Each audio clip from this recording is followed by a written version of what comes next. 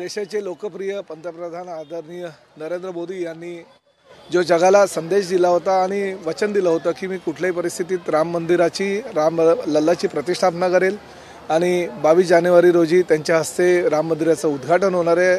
पूर्ण जगाच्या हिंदूवासियांच्या वतीनं मी त्यांचा मनापासून आभार व्यक्त करतो। राज्याचे मुख्यमंत्री आदरणीय एकनाथजी शिंदे हे स्वर्गीय शिवसेना प्रमुख बाळासाहेब ठाकरे यांच्या आदेशानंतर ह्या राम भक्तांसाठी गेल्या अनेक वर्षापासून मदत करतायत, सहकार्य करतायत। अयोध्येमध्ये जाऊन ह्या मंदिराच्या प्रतिष्ठापनेसाठी 11 कोटीची मदतही शिवसेनेच्या वतीनं त्यांनी जाहीर केली। आणि प्रामुख्याने इतिहास आहे की 90च्या दशकामध्ये शिवसेना प्रमुख बाळासाहेब ठाकरे यांच्या आदेशावरून माननीय धर्मवीर आनंद दिघे साहेबांनी 1.25 किलोची चांदीची वीट कारसेवकांच्या माध्यमातून ह्या अयोध्येला पाठवली होती। त्यामुळे ह्या अयोध्येच्या श्रीराम मंदिराच्या उभारणीमध्ये खारीचा वाटा का होईना पण ह्या ठाणेकरांचा आहे, धर्मवीर आनंद दिघे साहेबांचा आहे।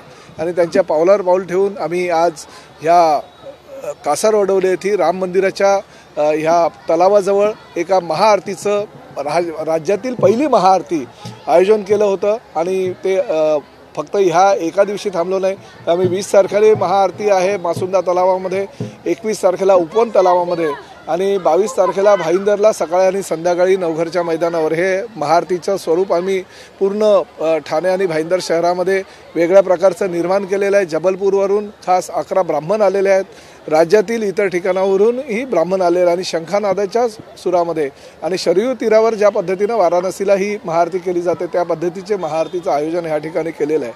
आणि प्रामुख्याने ह्या महाआरतीच्या उत्सवामध्ये सहभागी होणाऱ्या प्रत्येक रामभक्ताला 51,000 किलो साखरेचं वाटप आम्ही करणार आहोत, जेणेकरून 1 किलोचा महाप्रसाद साखरेच्या रूपाने ह्या रामभक्तांना आम्ही आजपासून द्यायला सुरुवात केलेली आहे।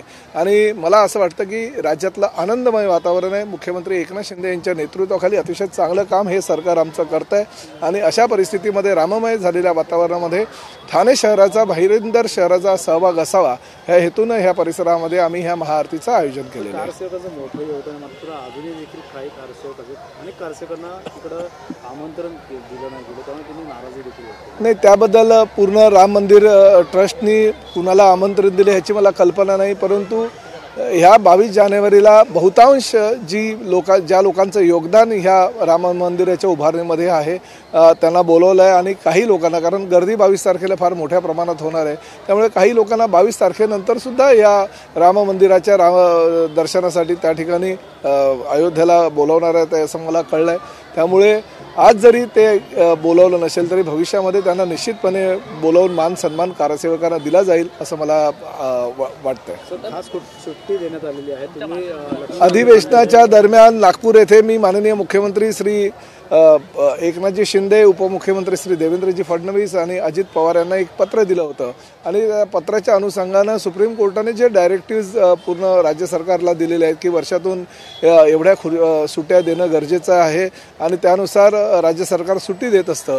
गेल्या वर्षी एकही सुट्टी बाकी नव्हती, परंतु 22 जानेवारीचा उद्घाटनाचा सोहळा हा 2024 सालचा आहे, त्यामुळे ह्या वर्षातली एखादी सुट्टी जी पारंपरिक पद्धतीनं आपण दरवर्षी जाहीर करत असतो त्यातील एक सुट्टी रद्द करून 22 जानेवारी रोजी संपूर्ण दिवसभर ह्या राज्यातील सर्व शासकीय निमशासकीय कर्मचाऱ्यांना सुट्टी जाहीर करावी अशी मी मागणी केली होती, सभागृहात निवेदन केलं होतं आणि त्यानुसार आजच मुख्यमंत्री एकनाथ शिंदे साहेब यांनी डावस दौऱ्यावरून आल्या पहिल्यांदा सुट्टीचा GR काढला। त्याबद्दल मी माननीय मुख्यमंत्री एकनाथ शिंदे व उपमुख्यमंत्री श्री देवेंद्रजी फडणवीस आणि उपमुख्यमंत्री श्री अजित पवार यांचा मनापासून आभार मानतो। एकीकडे उद्धव ठाकरे काळाराम या ठिकाणी भेट देणार आहे, तर दुसरीकडे अयोध्ये देखील कसं बघतात याकडे?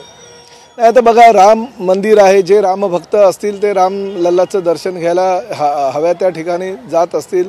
मला आव्हान आहे सगळ्यांना की ह्या राम मंदिराच्या जी प्रतिष्ठापना होते 500 वर्षाच्या इतिहासानंतर ह्या राम लल्लाचा वनवास संपलेला आहे आणि तो नरेंद्र मोदी साहेबांनी संपवलेला आहे। त्यामुळे त्या दृष्टीनं राजकीय भावनेनं प्रेरित होऊन कुठली स्टेटमेंट न करता प्रत्येकाने रामभक्तांनी ह्या मंदिराच्या प्रतिष्ठापनेच्या सगळ्या कार्यक्रमामध्ये सहभागी व्हावं असं मला या ठिकाणी आवर्जून सांगावंसं वाटतं। आरती करताना काय साकडं एकच घातलेलं आहे, ओवळा माजिवडा विधानसभा मतदारसंघातील सगळी विकास कामं लवकरात लवकर पूर्ण व्हावी। हे कासारवडवलीचं राम मंदिराचं जे तलाव आहे त्या ठिकाणी आम्ही अतिशय चांगल्या प्रकारचा उपवनला जसा बनारस घाटाच्या धर्तीवर घाट बनवला तसंच घाटाचं काम या ठिकाणी सुद्धा चालू झालेलं आहे. म्युझिकल फाउंटन ह्या तलावामध्ये सुद्धा आम्ही निर्माण करणार आहोत आणि ही कामं सगळी विकास कामं होऊ द्या आणि मुख्यमंत्री एकनाथ शिंदे साहेबांच्या नेतृत्वाखाली हे सरकार कार्यरत जे चांगल्या प्रकारचं काम करत आहे ते तसंच काम त्यांना भविष्यामध्ये सुद्धा श्रीरामानं करू द्यावं अशी मी रामचरणी प्रार्थना केलेली आहे. मीरा भाईंदरनं पायी चालत गेलेले त्या दिवशी पण जाणार का आपल्या ठाण्याला ट्रेन नेहमीप्रमाणे? नाही, त्याची मला काही कल्पना नाही, परंतु गेल्या 10 डिसेंबर रोजी मीरा भाईंदरवरून कारसेवक गेले होते. आता ते चित्रकूट या ठिकाणी पोहोचलेले आहेत. म्हणजे आधी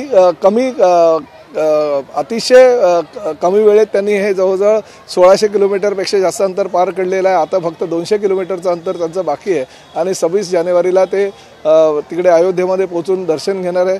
ठाण्याहून अनेक लोक अयोध्येला गेलेली आहे, मात्र अयोध्येला जी परिस्थिती बघताय त्यामुळे खूप गर्दी होण्याची शक्यता आहे. त्यामुळे 22 जानेवारीचं जे उद्घाटन आहे ते आपण दूरचित्रवाणीच्या माध्यमातून किंवा आपल्या चॅनलच्या माध्यमातून बघूनच इथूनच रामाचं दर्शन घेऊया आणि नंतर 22 जानेवारीनंतर अयोध्येला जाऊया असं मला तरी माझ्या कार्यकर्त्यांना आवाहन करावं असं वाटतं.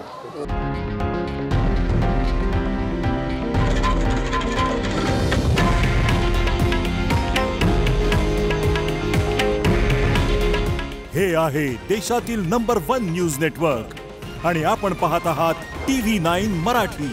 काळजी तुमची, हित महाराष्ट्राचं.